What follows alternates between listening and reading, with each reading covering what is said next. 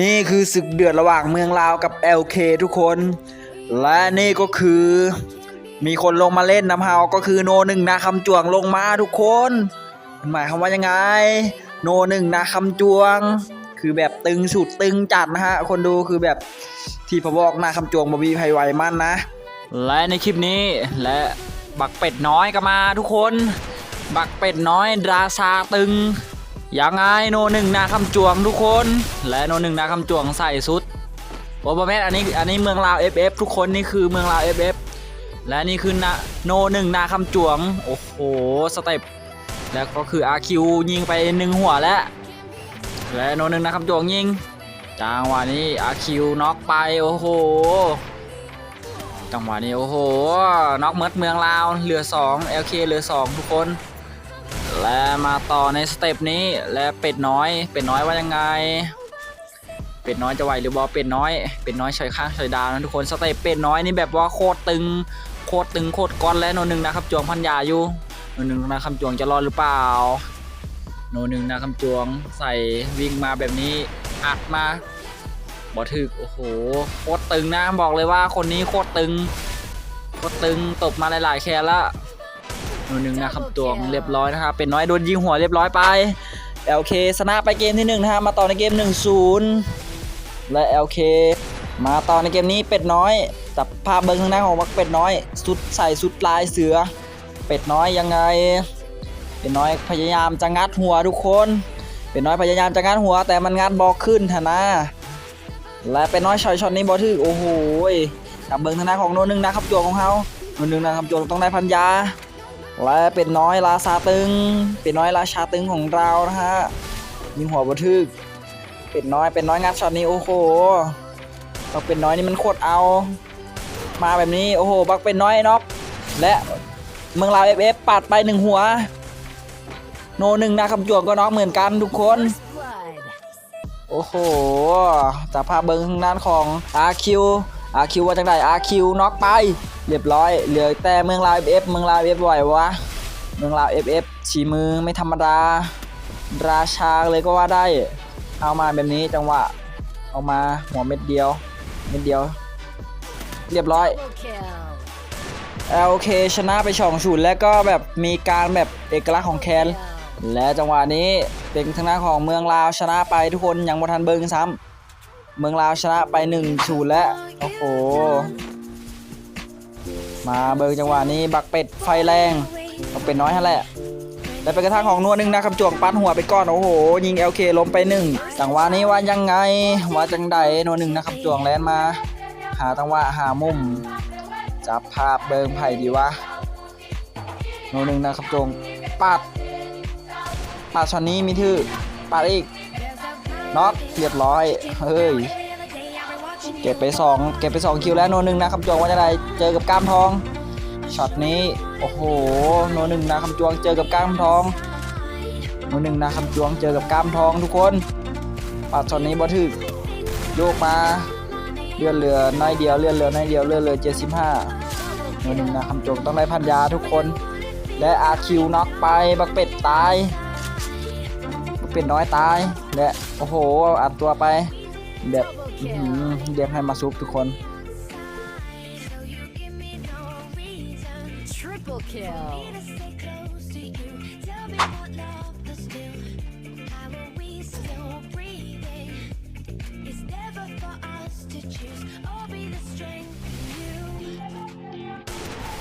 มาต่อในเกม2เท่าเป็นทางด้านของ LK น็อกไปก่อนทุกคน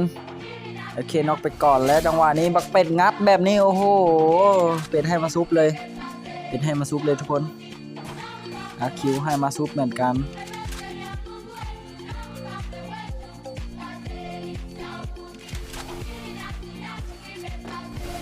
และโนหนึ่งนาคำโจงยังขมุกขมุมอยู่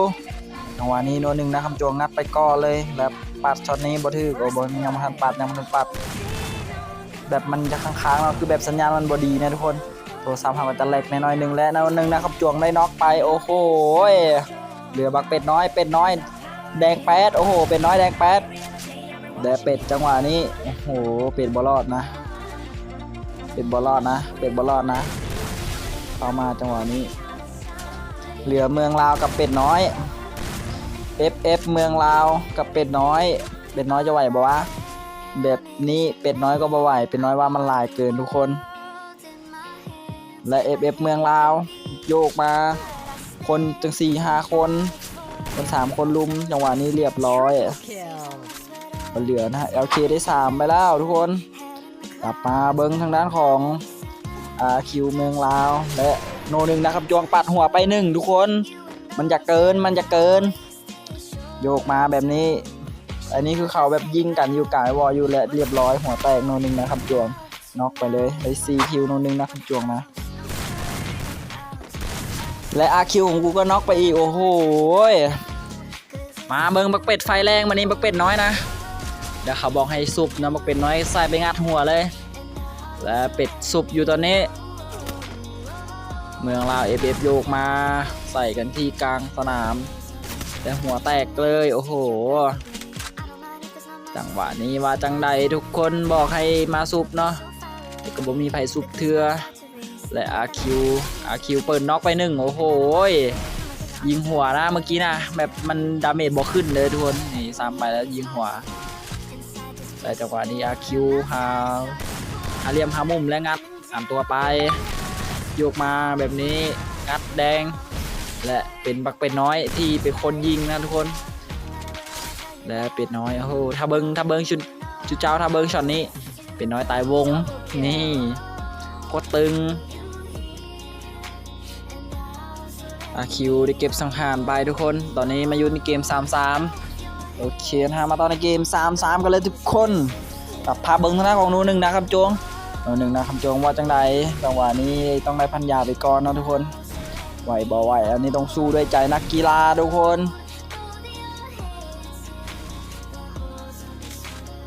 และบักเป็ดได้น็อกไปก่อนเลยทุกคน RQ น็อกเหมือนกัน4 ลุม 1และจังหวะนี้โนหนึ่งนะคำจวงไวนี่คอนกตีเลยทุกคนจังหวะนี้มาแบบนี้เรียบร้อย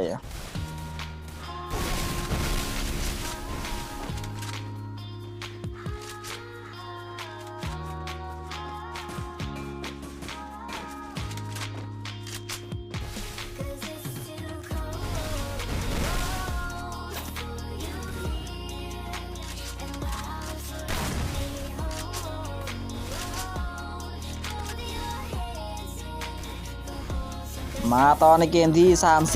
3-4จะพาเบิงทางด้านของ LK กันแน่ LK สาขา2สาขา1ก็มาและ LK เปิดน็อกไป1นะฮะเฮ้ยและน็อก1-1นะฮะทุกคน LK ก็น็อกคือกันนะฮะยิงหัวจากการ RQ ได้ยิงหัว LK ไป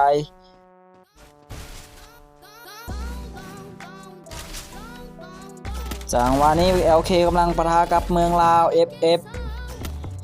และเรียบร้อยเมืองลาว F ให้ไปเลยทุกคนโอ้โหและน็อกบทนะฮะเหลือบักเป็ดน้อยและเป็ดน้อยโอ้โหเป็ดน้อยสิว่าจังใด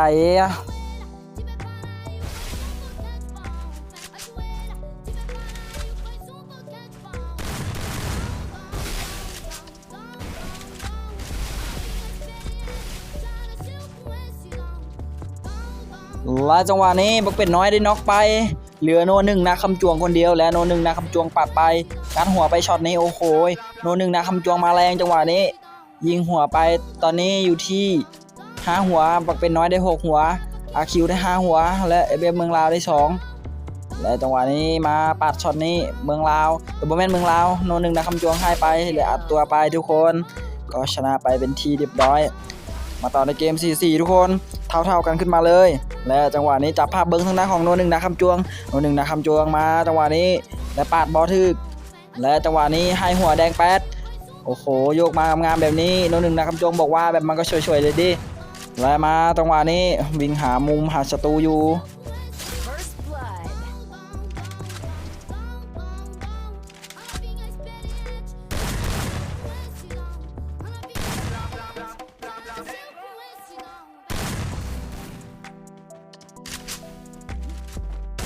และจังหวะนี้โนนึงนะครับจวงกับก็ได้ยิงฮาลามไปยิงฮอนมูเจ้าของจังหวะนี้มาโยกมาเอาที มาแบบนี้มีคนตุยหลังและเรียบร้อย Triple kill. Take a moment right here, feeling like it's out gear, driving towards the sun. Feel the road when it comes, feel the wind in my hair, going nowhere I swear. Running out on the run, dangerous but it's so fun. Running, running, no. Hold on, don't let go. Running, running, no. Keep running.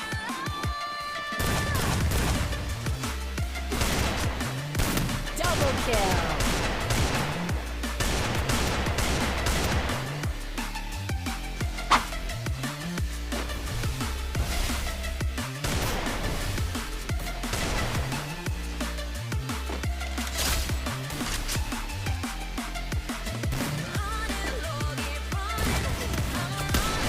First blood.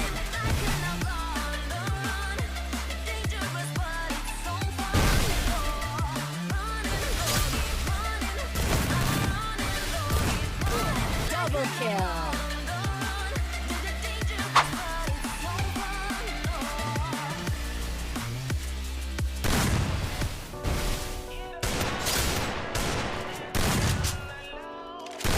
First blood.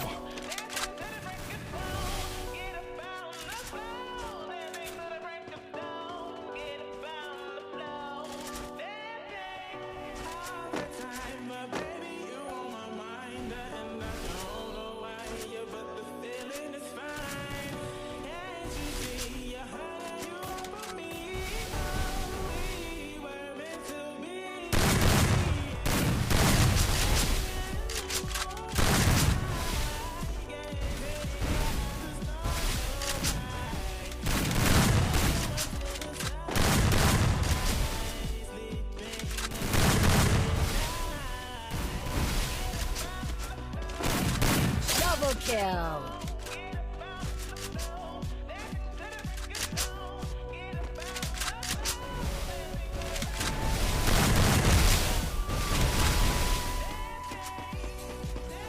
Triple kill.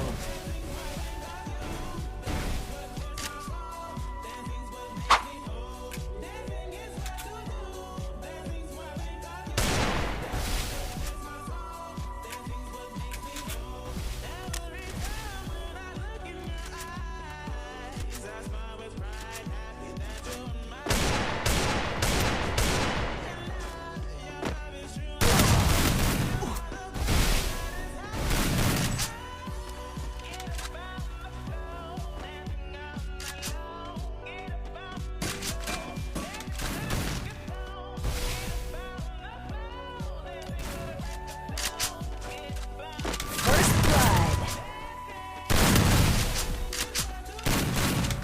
Double kill.